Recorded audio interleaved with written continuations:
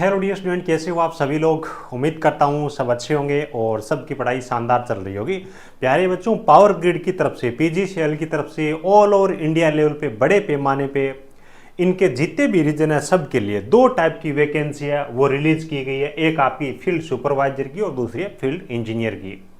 कौन इसमें अप्लाई कर पाएगा, क्या इसमें सिलेक्शन का प्रोसेस रहने वाला है, कहाँ पे एग्जाम सेंटर होने वाले हैं, क्या आपकी एप्लीकेशन फीस लगेगी, क्या आपका पेपर पैटर्न रहने वाला है, कितनी तैयारी में यहाँ पे सिलेक्शन हो जाता है, सब चीज़ों के बारे में एक एक करके डिटेल में बात करने वाले हैं। वैसे देखो, कुछ पर्टिकुलर चीज़ें इनके अंदर स्पेशल दे रखी है ना। अभी कई लोगों के लिए तो अच्छी चीज है और कई लोग ऐसे भी है जिनके लिए ठीक भी नहीं है। उदाहरण के तौर पे ये जो वैकेंसी है ये कॉन्ट्रैक्ट बेस पे वैकेंसी है ना। 2 साल के कॉन्ट्रैक्ट बेस पे वैकेंसी, उसके बाद में साल दर साल जब तक इनको नीड होगी, मैक्सिमम 5 साल तक नीड तक ये बढ़ा भी सकते हैं।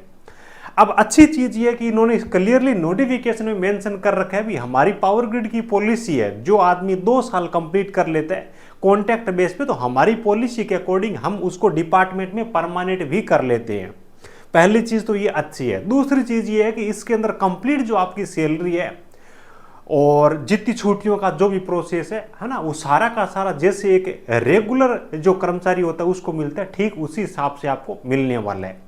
तीसरी अच्छी चीज ये कि मान लो कि यहाँ पे परमानेंट आप नहीं भी होते हो तो पावर ग्रिड जैसे डिपार्टमेंट में आपकी एक एक्सपीरियंस सर्टिफिकेट जो आपको मिलता है, कहीं पर भी दूसरी नौकरी के अंदर कोई चैलेंज नहीं करेगा भी आपका एक्सपीरियंस सर्टिफिकेट सही है या नहीं है। उसके बाद में सबसे अच्छी चीज एक ये भी है, पीछे जो फील्ड सुपरवाइजर की वैकेंसी थी उसके अंदर मैंने देखा था यहाँ पे कंपटीशन काफी कम रहता है ना। तो जिन बच्चों को एक्चुअल में पैसों की जरूरत है, नीड है, जो चाहते हैं कि हो सकता है भी 2 साल बाद कंप्लीट हमारे को रेगुलर कर दे, तो थोड़ा सा पढ़ाई करने से भी यहाँ पे बच्चों को नौकरी मिल जाती है ना। तो एक एक चीज के बारे में अपन डिटेल में बात करने वाले हैं। कंप्लीट फुल ऑफिशियल नोटिफिकेशन अपने पास में, सो वीडियो को लास्ट तक जरूर देखना। और सभी प्रकार की सरकारी तकनीकी भर्तियों की समय पे और सटीक जानकारी के लिए जो बच्चे नए हैं और चैनल को सब्सक्राइब नहीं किया, सब्सक्राइब जरूर कर लीजिएगा। और इस प्रकार की भर्तियों के बारे में छोटी बड़ी जो भी अपडेट होते हैं, नोटिफिकेशन वगैरह है, सारे मैं टेलीग्राम चैनल में डालता हूं, जिसकी लिंक आपको इस वीडियो के नीचे मिल जाएगी, जरूर ज्वाइन कर लीजिएगा। ठीक है, तो इनकी तरफ से जारी किया गया ये ऑफिशियल नोटिफिकेशन है, लेटेस्ट नोटिफिकेशन है। पहले छोटा सा एक शॉर्ट नोटिफिकेशन न्यूज़पेपर की कटिंग आई थी, उसमें मैंने वीडियो नहीं बनाया। अब इनकी तरफ से कंप्लीट फुल नोटिफिकेशन दे रखा है, तो सब चीजों की जानकारी अपने को यहां से मिल जाएगी। देखो, पावर ग्रिड की तरफ से ये जो एग्जाम इन्होंने एक नाम दे दिया एफटीई के नाम से, fix term contract, fix term employment इन्होंने नाम दे रखा है। तो उसके अंडर में ये वैकेंसी है वो निकाली गई, भर्ती हो रही है। सारे रीजन है ना उसके अंदर वैकेंसी इन्होंने दे रखी है। देखो, पहले ही इन्होंने कुछ चीजें दे रखी है, वो मैं आपको बता देता हूं। यहाँ पे इन्होंने क्या मेंशन कर रखा है भी, स्टार्टिंग में ये जो आपका कॉन्ट्रैक्ट बेस का टाइम पीरियड है ना, वो 24 महीने के लिए रहने वाला है। ठीक है, 24 महीने के लिए रखेंगे रहिए। उसके बाद में एक एक साल के लिए आपकी जो जॉब है वो बढ़ाई जा सकती है जैसे जैसे इनको जरूरत होगी, और ये मैक्सिमम आपकी 5 साल तक बढ़ाई जा सकती है। हालांकि इन्होंने आगे ये भी लिखा है भी मेनली डिपेंड करेगा एक्चुअल में हमारे प्रोजेक्ट में आपकी कितनी जरूरत है। और एक चीज और ध्यान रखना, ये जो इस एग्जाम के अंदर जो आपका स्कोर कार्ड रहेगा ना, उसकी वैलिडिटी 1 साल तक रहेगी। यानी कि आगे पावर ग्रिड को और अगर कॉन्ट्रैक्ट बेस पे जरूरत होती है कर्मचारी लेने की, तो उसी स्कोर कार्ड के आधार पे ले लेंगे, आपको नया आपको फॉर्म भरने की और आपको नया एग्जाम देने की जरूरत नहीं पड़ेगी। तो वही है भी, कुछ अच्छाइयां भी है, कुछ बुराइयां तो है ही है, क्योंकि वैकेंसी है वो टेम्परेरी है। आज जो बात कर लेते हैं, यहाँ पे अलग अलग रीजन के हिसाब से आपको दे रखा है वैकेंसी के बारे में। देखो, फील्ड इंजीनियर इलेक्ट्रिकल है जिसमें टोटल 532 वैकेंसी है। फील्ड इंजीनियर सिविल है 198 वैकेंसी है। फील्ड सुपरवाइजर इलेक्ट्रिकल जो डिप्लोमा के लिए वैकेंसी है 535 वैकेंसी, बड़ी वैकेंसी है। फील्ड सुपरवाइजर सिविल के लिए 193 वैकेंसी है। और उसके बाद में कम्युनिकेशन फील्ड सुपरवाइजर के लिए 85 वैकेंसी, टोटल मिलाकर के 1543 वैकेंसी इनकी तरफ से जारी की गई है। ठीक है, अलग अलग ये रीजन है, जो आपके नजदीक रहता है ना वहीं से आपको अप्लाई करना है। और कौन सा रीजन आपके नजदीक रहेगा, आपका एरिया किस में आता है, तो वो आपको यहाँ से पता चल जाएगा। तो ठीक है, जो भी आपका रीजन लगे है ना, तो उसमें ही आपको आवेदन करना है ताकि पोस्टिंग भी आपको नजदीक मिल जाए, है ना। तो कुछ चीजें तो अच्छी भी है, ऐसी बात नहीं है कि सारी चीजें इसके अंदर खराब है ना, ये चीजें। उसके बाद अधिकतम आयु सीमा है वो सभी पोस्टों के लिए 29 वर्ष रखी गई है, जिसकी काउंटिंग है वो 17/9/2025 के अकॉर्डिंग की जाएगी, यानी कि फॉर्म भरने की लास्ट डेट के हिसाब से। और SC, ST, दिव्यांग, एक्स सर्विसमैन, OBC जितने भी है एज रिलैक्सेशन और जो रिजर्वेशन है सेंट्रल गवर्नमेंट के अकॉर्डिंग यहाँ पे मिल जाएगा, लेकिन सारी चीज़ें है ना वो सेंट्रल गवर्नमेंट के अकॉर्डिंग आपकी होने वाली है। अब देखो इसेंशियल क्वालिफिकेशन है तो फील्ड इंजीनियर की जितनी भी वैकेंसी है ना संबंधित ब्रांच में BTech की डिग्री होनी चाहिए मिनिमम 55% के साथ में, है ना। देखो यहाँ पे फील्ड इंजीनियर इलेक्ट्रिकल है तो BTech की डिग्री या फिर BSc है इलेक्ट्रिकल डिसिप्लिन में या फिर इक्विवेलेंट में, ये ब्रांचें है, ये भी इन्होंने मेंशन कर दिया। और एक्सपीरियंस यहाँ पे कंपलसरी है, ठीक है, ध्यान रखना 1 साल का एक्सपीरियंस कंपलसरी है। वो एक्सपीरियंस आपका देखो यहाँ पे इन्होंने मेंशन कर रखा है अभी कौन सा फील्ड है, तो इनमें से किसी एक फील्ड में है तो आप अप्लाई कर सकोगे, है ना, जैसे कि सब स्टेशन का, ट्रांसमिशन का, डिस्ट्रीब्यूशन का, मैनेजमेंट का, है ना, इनमें से कोई सा भी चल जाएगा। जनरली जो एक्सपीरियंस होता है इलेक्ट्रिकल वालों के पास में इनमें से किसी न किसी फील्ड के अंदर होता है। उसके बाद में आ जाओ जो फील्ड इंजीनियर के अंदर आगे और भी वैकेंसी है सिविल के, तो वो भी आप पढ़ लेना कौन कौन से यहाँ पे इन्होंने आपका एरिया दे रखा है। अब फील्ड सुपरवाइजर इलेक्ट्रिकल वाले बच्चे ध्यान से आप देख लो, आपके पास मिनिमम 55% के साथ में डिप्लोमा इलेक्ट्रिकल का तो भी आप फॉर्म भर सकते हो। इलेक्ट्रिकल का है, इलेक्ट्रिकल पावर का है, इलेक्ट्रिकल एंड इलेक्ट्रॉनिक्स का है, पावर सिस्टम इंजीनियरिंग का है, पावर इंजीनियरिंग का है, तो आप फॉर्म भर सकते हो, है ना। लेकिन फील्ड सुपरवाइजर की जो पोजीशन है ना उसमें BTech या MTech वाले अप्लाई नहीं कर पाएंगे, केवल और केवल डिप्लोमा ही अलाउ है, दूसरा अलाउ नहीं है, ये ध्यान रखना आप। BTech वाले जो फील्ड इंजीनियर की है उसमें आपको अप्लाई करना है। अब देखो आपको एक्सपीरियंस कौन कौन सा मांगा गया, 1 साल का एक्सपीरियंस होना चाहिए, experience of construction testing and, हाँ सुपरवाइजर है ना, testing and commission electrical works, है ना, जैसे कि आपका रूरल इलेक्ट्रिफिकेशन हो गया, डिस्ट्रीब्यूशन मैनेजमेंट सिस्टम है, सब ट्रांसमिशन सिस्टम है, ट्रांसमिशन लाइन्स है, अल्टी का सब स्टेशन है ना, ये हो गया। एक्सपीरियंस PSU है ना, इन सब का चलेगा, यानी कि कहीं कोई दिक्कत नहीं है एक्सपीरियंस के संबंध में। उसके बाद में आपका फील्ड सुपरवाइजर सिविल है, इनकी भी आपका यहाँ पे सेम चीज दे रही है, 1 साल का आपके पास में एक्सपीरियंस होना चाहिए और वही डिप्लोमा आपके पास में होना चाहिए।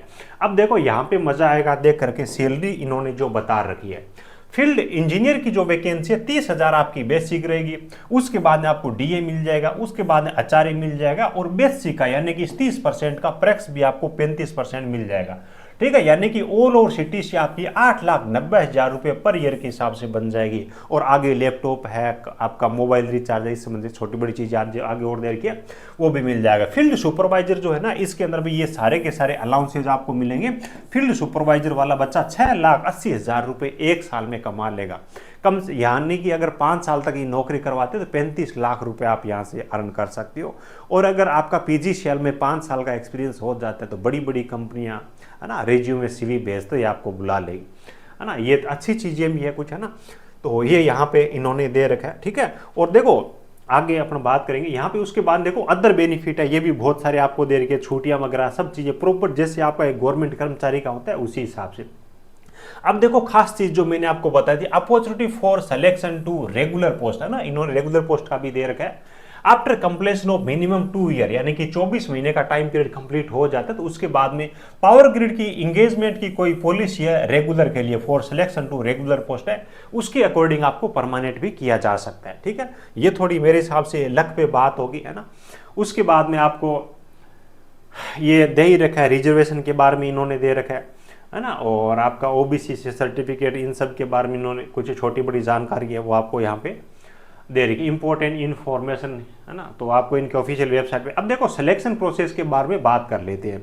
सिलेक्शन प्रोसेस में यहाँ पे क्या होता है कि पहले बच्चे ज़्यादा लोगों को जानकारी नहीं होता एक्चुअल चीज़ों के बारे में, बस इतना देखते हैं कि कॉन्टैक्ट वाली जॉब है, बच्चे अप्लाई नहीं करते या फिर अप्लाई कर देते हैं तो एग्जाम डेट आती है उस टाइम सोचते हैं कि यार परीक्षा दे या नहीं दे, बाद में ये होता है कि तैयारी नहीं करे तो क्या दे।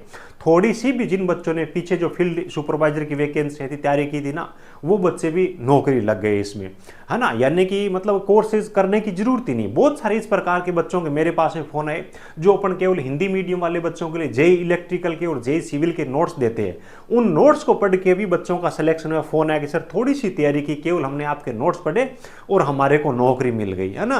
तो आसान बहुत है, कंपटीशन यहाँ पे कम होता है, ठीक है, ये ध्यान रखिए। अब आ जाओ सिलेक्शन प्रोसेस के अंदर देखें तो 1 घंटे का मात्र आपका पेपर होने वाला है। नेगेटिव मार्किंग इसके अंदर होने वाली नहीं है। 50 प्रश्न है, 50 नंबर के, ये तो आपके टेक्निकल से संबंधित आएंगे, आपकी ब्रांच के।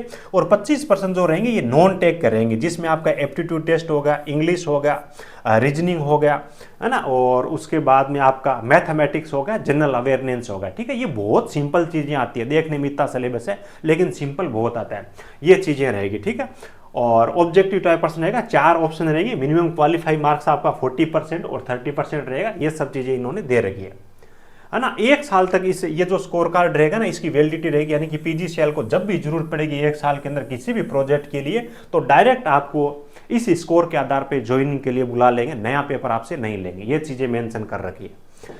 उसके बाद में देखो आपका जो फील्ड सुपरवाइजर, फील्ड इंजीनियर वाले जो बच्चे हैं ना, उनका इसके बाद में इंटरव्यू भी होने वाला है। इंटरव्यू हिंदी में भी दे सकते हो, इंग्लिश में भी दे सकते हो, और आपकी जो फाइनल मेरिट है वो इंटरव्यू के बेस पे बनेगी। ठीक है, फील्ड सुपरवाइजर वाले बच्चे, डिप्लोमा वाले बच्चे हैं ना, उनका कोई इंटरव्यू नहीं होगा। ये छोटा सा 1 घंटे का एग्जाम लेंगे और उसी के आधार पे आपका सिलेक्शन हो जाएगा। ठीक है, ये सब चीजें यहाँ पे इन्होंने मेंशन करके रखी। हेल्थ स्टैंडर्ड वगैरह हो गया। और उसके बाद देखो जो टेस्ट सेंटर है उनके बारे में इन्होंने बता रखा है। दिल्ली एनसीआर है, कलकत्ता है, गुवाहाटी है, भोपाल है, बेंगलुरु है, मुंबई है। तो कॉल यहाँ पे दिल्ली दे रखा है, तो मेरे हिसाब से कोई ज़्यादा दिक्कत होनी नहीं चाहिए। बस वही है कि थोड़ा ज़्यादा परेशान होंगे आप, ज़्यादा दूर जाना पड़ेगा, तो थोड़ा कंपटीशन भी आपको कम देखने को मिलेगा। 400 रुपये फील्ड इंजीनियर बीबीटे के लिए फीस है, और 300 रुपये डिप्लोमा वाले बच्चे उनके लिए फीस है, वो रखी गई है। ठीक है, और उसके बाद कुछ इंपॉर्टेंट इन्फॉर्मेशन है वो भी दे रखे, यानी कि इनकी ऑफिशियल वेबसाइट है, जिसकी लिंक आपको इस वीडियो को डिस्क्रिप्शन में मिल जाएगी। वहां पर जाकर के इसके लिए आप वो आवेदन कर सकते हो। सब चीजें यहाँ पे मेंशन कर रखी है। आज की डेट से फॉर्म इन्होंने स्टार्ट होने का बोल रखा है, तो आपको जल्दी से जाकर के उसमें अप्लाई कर देना है। डॉक्यूमेंट्स कौन कौन से यहाँ पे जरूरत पड़ेगी और उनका साइज क्या रहेगा, वो सब चीजें मेंशन कर रखी है। तो आप ये नोटिफिकेशन टेलीग्राम में डालूंगा, आप डाउनलोड कर लीजिएगा। ठीक है, नीचे आपको टेलीग्राम की लिंक मिल जाएगी, कोई दिक्कत है नहीं, है ना। ये सब चीजें हैं। उसके बाद में आपका आ जाएगा ये जो दिव्यांग बच्चे हैं उनसे संबंधित जानकारी अपने को दे रखी है। और बाकी बच्चे आपके लिए, है ना, एक्सपीरियंस वगैरह जो आपका मांगा गया है ना, क्लोजिंग डेट तक आपका कंप्लीट होना चाहिए, एजुकेशन क्वालिफिकेशन एक्सपीरियंस वगैरह। क्लोजिंग डेट है 17/9/2025, वहां तक के लिए इन्होंने बता रखा है। ठीक है, अब देखो इंपॉर्टेंट डेट के बारे में बात करें तो 27 तारीख आज से इवनिंग में 5 बजे से फॉर्म स्टार्ट करने का डेट है, और अगले महीने की 17 तारीख तक आप इसमें फॉर्म भर सकते हो, रात्रि 12 बजे तक। ठीक है, और एज लिमिट, एक्सपीरियंस, है ना, ये सब कट ऑफ डेट 17/9/2025 है। टेस्ट के बारे में इन्होंने यहाँ पे बताया कुछ नहीं रखा, लेकिन मान के चले 2 महीने के अंदर अंदर ये आपका एग्जाम वो करवा लेंगे।